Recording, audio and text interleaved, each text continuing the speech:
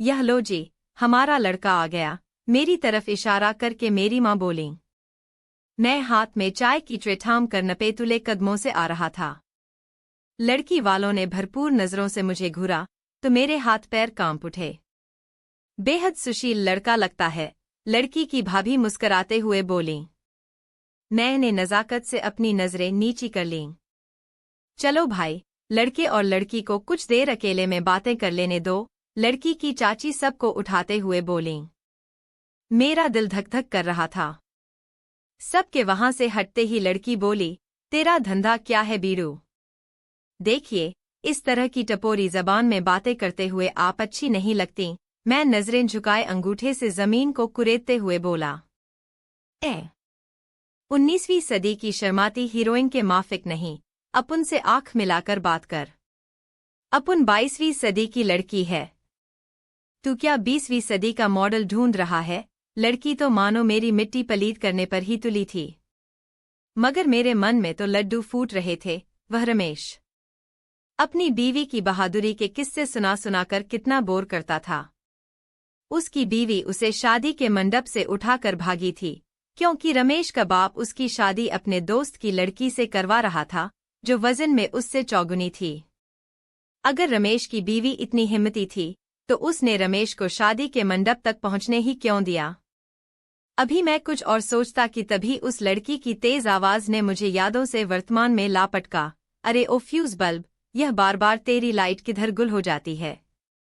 मैं मन ही मन उस लड़की की इस अदा पर फिदा हुआ जा रहा था।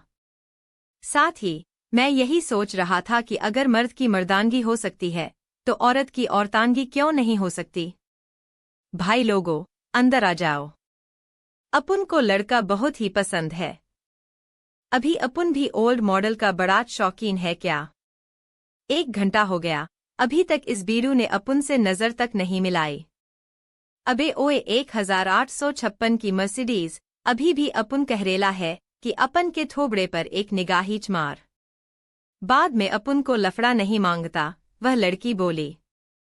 मैंने अदा से नजरें और झुका ली, मानो ऐसा करने से जो नंबर बाकी रह गए होंगे वे भी मिल जाएंगे और मेरा स्कोर 100% हो जाएगा।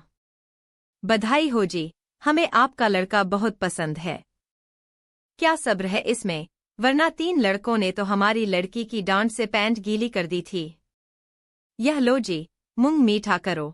लड़की की मां ने मेरी मां के मुंह में मिठाई का टुकड़ा जबरन ठूंसते हुए कहा। मैं शर्मा कर अपनी कमीज का कॉलर दांतों में दबाकर तेजी से कमरे की ओर भागा। फटाफट शादी का मुहूर्त निकला।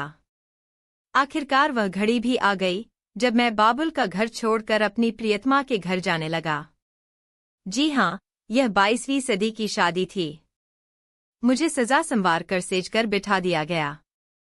पहले दुल्हन संजी संवरी घूंघट निकाले अपने प्रियतम का इंतजार करती थी, मगर 22वीं सदी में दूल्हा सज संजवर कर सहरा मुंह पर लगाए अपनी दुल्हन का इंतजार करता है कि कब वह आए और घूंघट यानी सहरा उठाए और अपने दूल्हे का दीदार करे।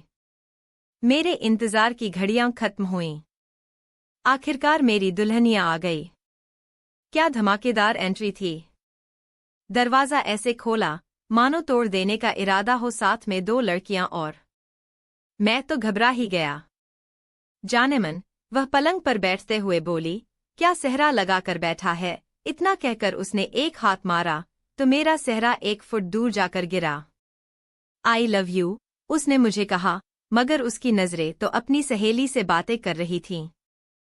क्या जी, मैंने अदा से शर्माते हुए कहा। आप 2 बॉडीगार्ड साथ ले आए और अब सुहागिन रात पर मेरे बदले अपनी सहेली को आई लव यू कह रही हैं। क्या आप फिल्म फायर की शबाना? ए ढक्कन, अपुन तेरे को ही आई लव यू बोल रही है। तू कहाँ गलत ट्रैक पर जा रहा है? मगर आप तो अभी भी अपनी सहेली को ही देख रही हैं। आई लव यू भी तो आपने उससे ही कहा था। अरे अक्ल के दुश्मन, तभी तो जिस दिन मैं तुम्हें देखने आई थी तो मैंने तुझसे कहा था कि मुझे ठीक से देख ले। तुम्हें अभी तक पता नहीं चला कि मैं लुकिंग लंदन टॉकिंग टोक्यो हूँ क्या? नहीं, आप, तुम ऐसी हो। मैं तो लुट गया, बर्बाद हो गया। मैंने अपना हाथ दीवार पर मारते हुए कहा।